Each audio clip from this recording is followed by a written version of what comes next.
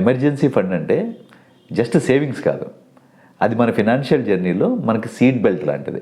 Emergency fund ఎందుకు పెట్టుకోవాలి? ఇవాళ రేపు ఎనీ ఇండస్ట్రీలో లేఆఫ్స్ చాలా కామన్ అయిపోయినాయి. లేదు, కంపెనీ ఫినాన్షియల్ సిచ్యువేషన్ బాగోక శాలరీ డిలే చేసే కంపెనీలు కూడా చాలా ఉన్నాయి. అలాంటి సిచ్యువేషన్లో ఎక్స్పెండిచర్స్ కట్టు పెట్టుకుంటాం. ఒక్క నెల శాలరీ రాకపోయినా ఎంత ఫినాన్షియల్ బర్డెన్ ఉంటుందో మీలో చాలామందికి తెలుసు.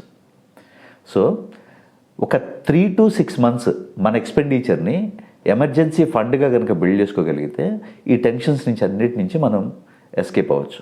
సపోజ్ మన ఎక్స్పెండిచర్ ఒక 25,000 అనుకోండి, 1.5 lakhs వరకు ఎమర్జెన్సీ ఫండ్ బిల్డ్ చేసుకొని పెట్టుకోవాలి.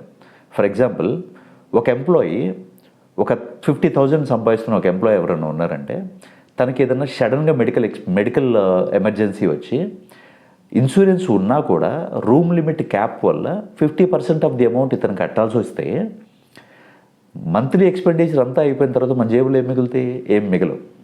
సో అలాంటి టైంలో మనం ఏం చేస్తాం? క్రెడిట్ కార్డ్ తీసేసి క్రెడిట్ కార్డ్ని యూజ్ చేస్తాం. ఆ అప్పలా కంటిన్యూ అవుతూ ఉంటుంది.